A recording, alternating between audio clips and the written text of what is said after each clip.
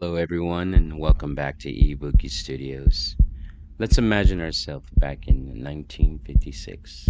We turn on the radio. We're getting ready to listen to our favorite broadcast called Suspense. Hope you enjoy.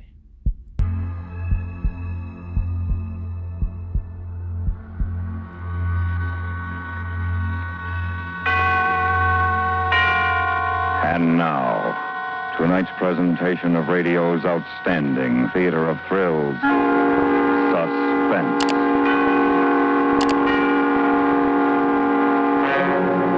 Tonight, we bring you the story of a man who wanted to become important and the crime he committed to accomplish it. So now, starring Mr. Tony Barrett with Mr. William Conrad, here is tonight's suspense play, The Man Who Threw Acid.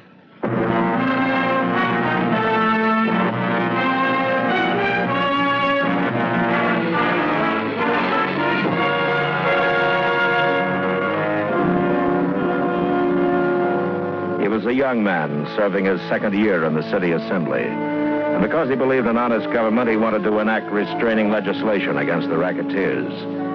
At first, the older men, the wheels of the political machine, laughed at him, patted him on the back, gave him a cigar. They liked him because he reminded them of their lost ideals, wasted energies. And then they began to listen to him, wondering. The young assemblyman said in council, I wasn't elected to this office to see my wife and kids or anybody else's wife and kids dictated to by the racketeers and the hoodlums in this city. That's what's happening. Dope, gambling, mugging, the protection racket started again. If the chief of police won't or can't do anything about it, I say we should. Make laws. Put teeth in them. Get rid of the big boys who run the rackets and we'll have a clean city. It wasn't a brilliant speech, not in content or in delivery, but it made its point. And the young assemblyman kept on making his point.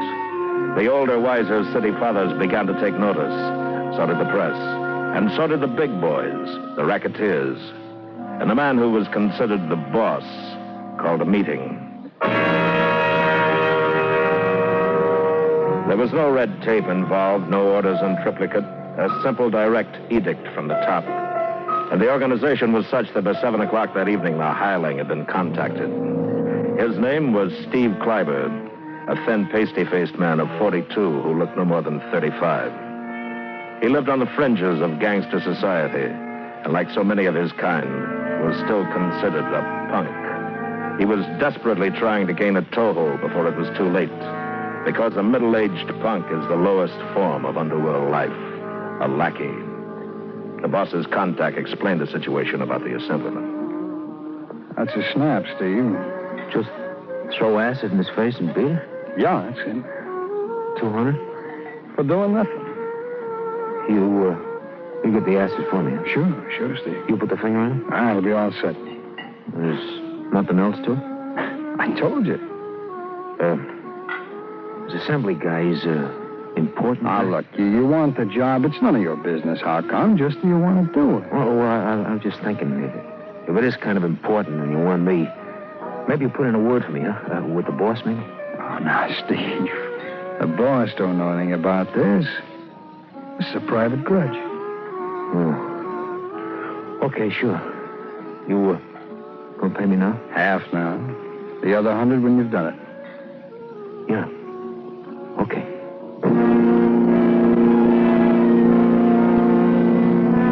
Kleiber was told to wait until he was contacted again. Then the acid would be delivered to him with further instructions. The hired man went home to his apartment and to his girl. He was happy.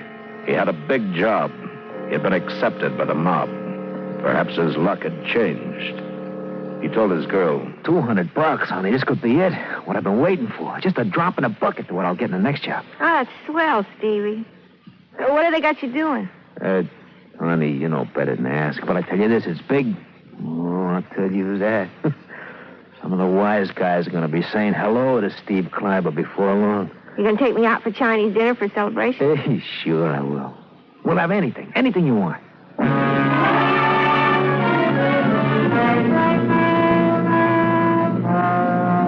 it was a night for celebration. Because plans had been made to throw acid in a man's face. The boss celebrated and took his wife to a movie. The contact man celebrated, got drunk, and cried about his dead mother. And Steve Kleiber went to bed with indigestion following a too-rich dinner. The assemblyman sat up late into the night writing the draft of an anti-racketeer speech to be made at Rotary the next day.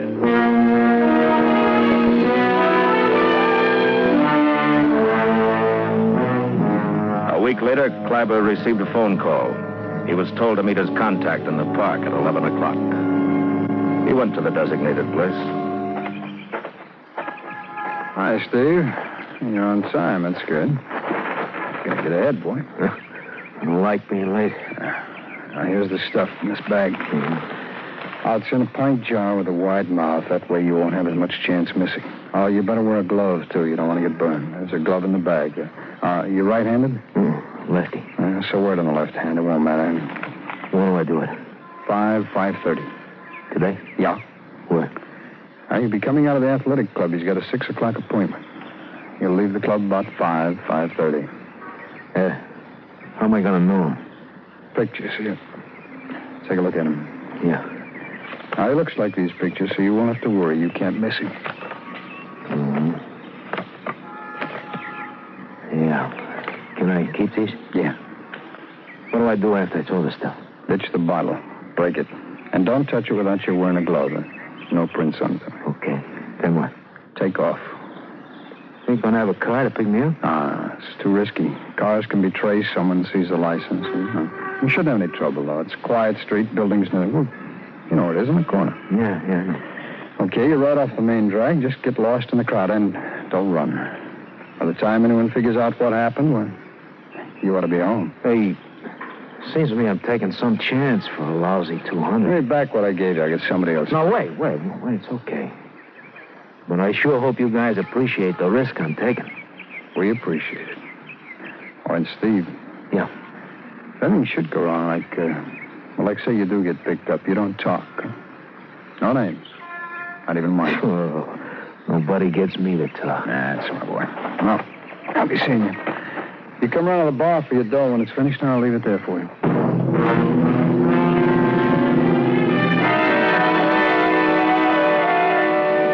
He had 6 hours to kill before doing the job. Standing outside the entrance to the park, he was undecided. 6 hours. And he moved casually to the bus stop and correctly, obediently took his place in line behind 3 other passengers as the bus pulled in. A very ordinary man, carrying a paper sack, in which was a jar of acid and a glove. He went to a favorite hangout, a bar at the east end of town, not because he needed a drink. He wasn't nervous, but rather because he hoped to run into some of the boys. Well, he wouldn't tell them anything, but he'd let them understand that he was onto something big. Hey, what do you say, Harry? Steve. And the boys been in, huh? Early. What's it gonna be? You want a beer? Nothing like that. Something fancy. I'm celebrating, boy. Give me something fancy. Huh? What do you want? Oh, I don't know. Something with bourbon, huh? Good bourbon. Soda, water? Old-fashioned, huh? With everything in it. Make an old-fashioned. Make one for yourself, Harry. And me. Too early. Come on, help me celebrate. I never celebrate till after 5. Well, at 5, I'm going to be tied up. I'm sorry. At 5, I got an appointment. Big appointment. Uh-huh. How are you, Harry? Morning, Lou. How's everything? I couldn't do better. Fine. What do you say, Lou? No, Steve. Well, you've been kidding yourself, huh? No, no. Hey, Harry, break a quarter for me. Gotta make a phone call. Yeah, sure. How about joining me, Lou? Old-fashioned. Why not? Well, it's good drink. Mm-hmm. Say, Lou, you got any good tips? I got Here's a few... your change, Lou. Oh, thanks. Lou? What? I said anything good running a day. Thought I'd put 50 across the board. Or you got... Where'd you get $50, punk? You know, it's funny the way you guys call me. That's really funny. Old-fashioned, 65 cents. Huh? Oh, sure. Thanks, Harry. Hope you can change your 20. It's the smallest I got. Yeah, Lou, that's what it is. Hearing you guys call me punk is pretty funny. You got a little surprise coming to you, boy. Yeah? Well, I'll live. Thanks, Harry. It's okay. Forget the tip, Lou. I just thought I'd do you a favor, give you a fin if the horse comes through, but from now on I do my business uptown direct. Hey, you do that. Nerve of that guy, you hear him? Small time, and he's calling me... Oh, it's good old-fashioned, Harry. That's the best. You sure know how to make them, all right. Uh-huh. The drink was too sweet. He didn't like it, but it was gulped down. He wanted to show them the bottle of acid. Tell them. That would make them know he wasn't a punk anymore. Instead, he pocketed his change and sauntered out. There was little better than 5 hours to kill, so he went to a movie.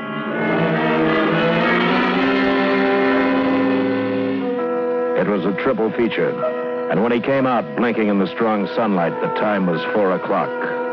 Holding the paper sack carefully, he took a bus uptown and noted that traffic was getting heavy.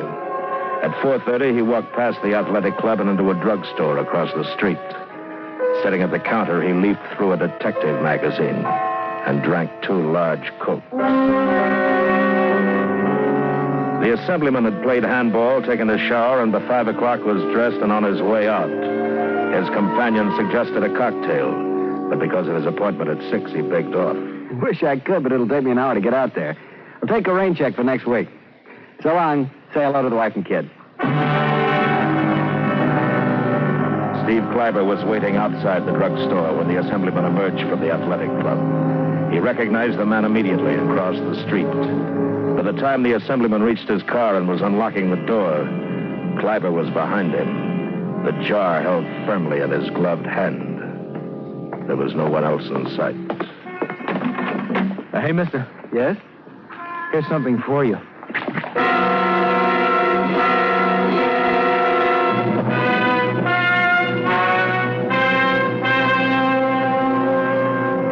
Steve Kleiber didn't see the assemblyman clawing at his face. He dashed the jar to the street and ran to the corner, and a moment was lost among the 5 o'clock homecoming crowds. He felt pride in the smoothness of his accomplishment. His nerve had held up. He'd proved himself as a man to be trusted.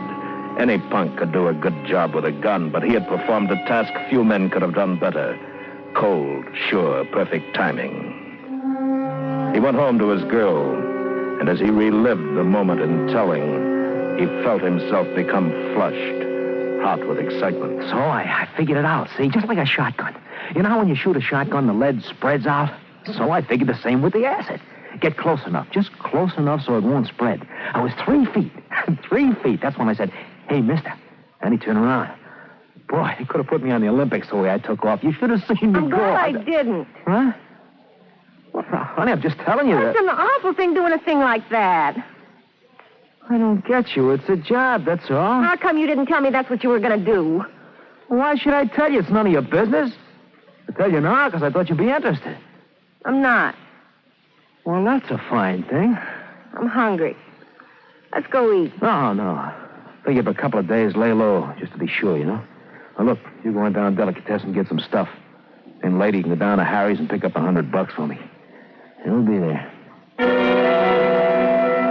By 7 o'clock, the extras were on the street. By 10 that night, the entire city knew what had happened. And the man who had ordered it to happen, the boss, was at home smoking a cigar, reading. His wife came in and said, I just heard the news on the radio. What news? Some man threw acid in somebody's face. He's a representative or a senator or something in the city. No kidding. Gee, that's terrible. Awful. Boy, I hope they get him. The man that did it. Yeah.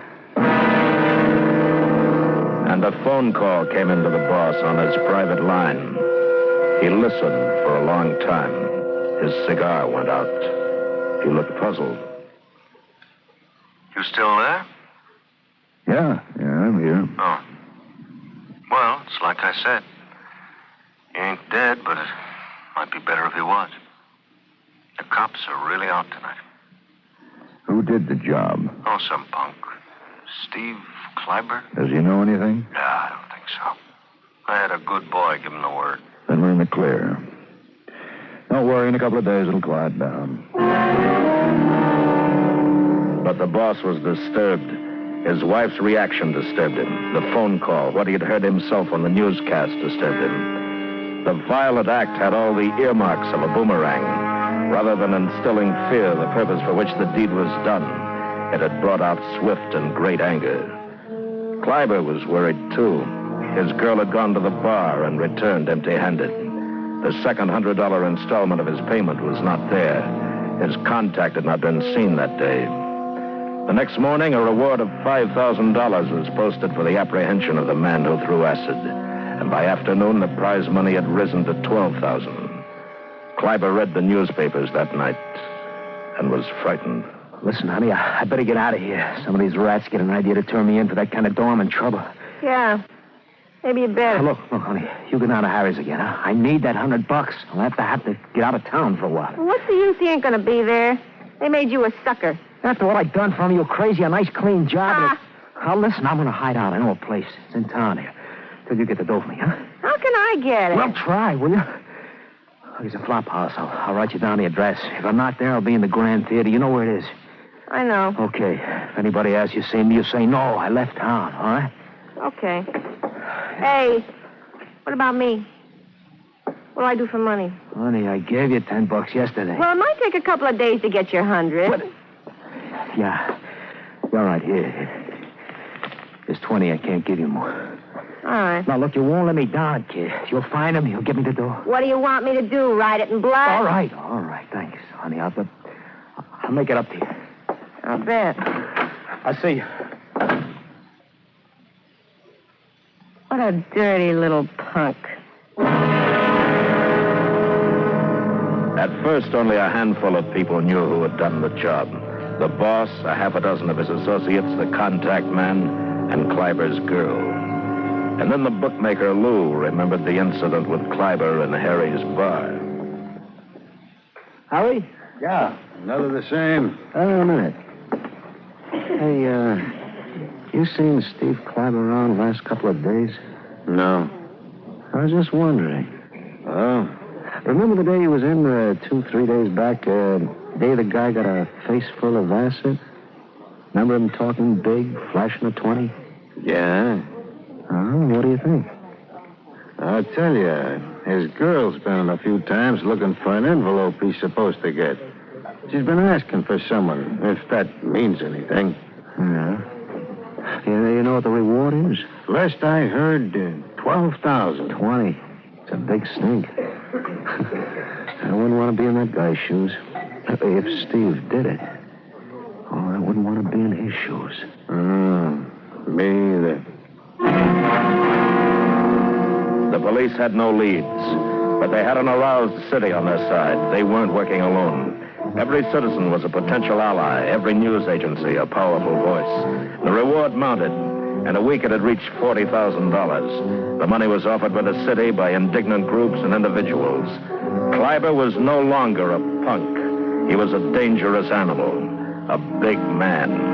And he waited in dark places, waited for his girl to bring him $100 so that he could run further to get away. The police, the district attorney's office began asking questions, lots of questions. And they started with the boss. They weren't playing games now. Why do you keep after me? I don't know anything about it. Some nut probably who doesn't like a no-smoking law or something. Why don't you guys lay off me? But they didn't lay off him, and he knew something had to be done quickly. He called his associates together.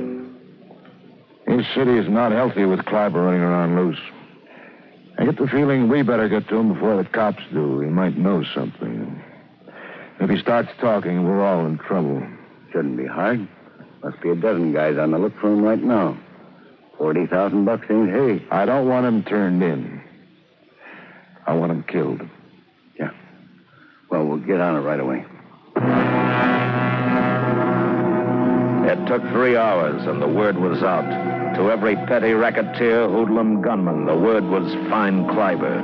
If you turn him into the cops, we'll get you. Just find him and pass the word to the right man. You'll get paid off. The boss wanted him dead, not alive. Kleiber hadn't heard from his girl for 2 days. In desperation, he took a chance and telephoned Harry's bar, asked for the contact man. Harry said, That's you, Steve. Yeah, Harry, yeah, it's me. Is he there? Where are you? Never mind, is he there? Wait a minute.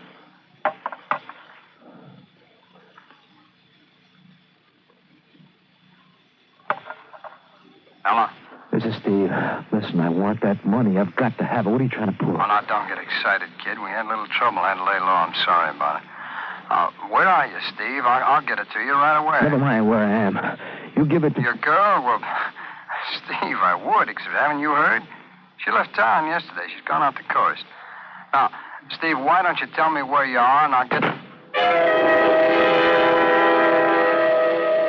He was afraid. More afraid than he'd ever been in his life. He'd read the papers, knew the whole city was after him. And now he knew from the sound of that voice, they were after him, too. There was nobody to trust now. His girl, everything gone. And even in his fear, he still didn't quite understand why it was happening. He'd done the job he'd been told to do, done it well. And they'd all double-crossed him. The big boys. He didn't understand. One thing he did know now, however, he was valuable. He was worth money. But was it his life that was valuable? Or perhaps they'd find him, kill him, and then turn him in. The rewards didn't say anything about being alive. As he left the cigar store, he didn't see the proprietor pick up the telephone. Hello? This is Shackley on the corner of 5th. I thought you'd like to know Steve Kleiber was just in here, making a phone call. Yeah, he just went out, walking east.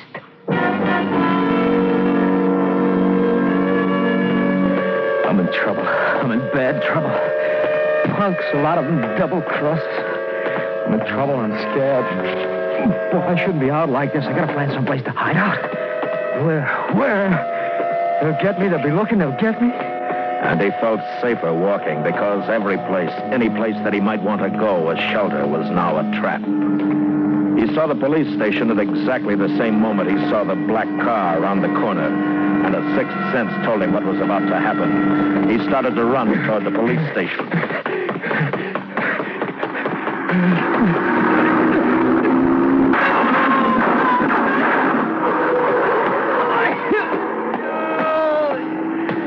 You cop! You give me protection! I'm the guy through the acid! I'm the guy!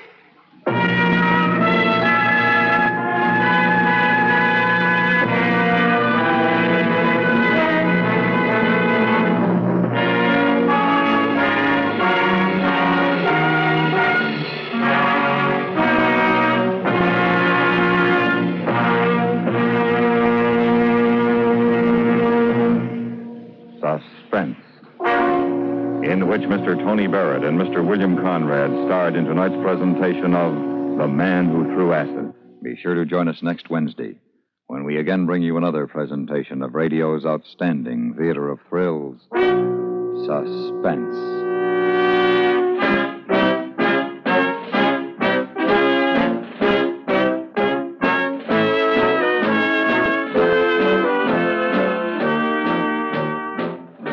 Suspense is produced and directed in Hollywood by Anthony Ellis.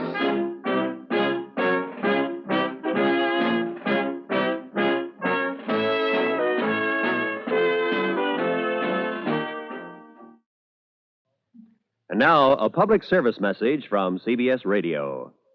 Remember that phrase, one of our aircraft is missing? Another time around, it might be, one of our cities is missing. Radar can spot enemy aircraft before they reach our cities, but there are gaps which only your eyes can fill. CBS Radio suggests write or telephone your nearest Civil Defense Center, or write to Ground Observer Corps, Air Force, Washington, D.C., to learn how you can serve in our Ground Observer Corps. Stay tuned now for 5 minutes of CBS News, to be followed on most of these same stations by My Son Jeep.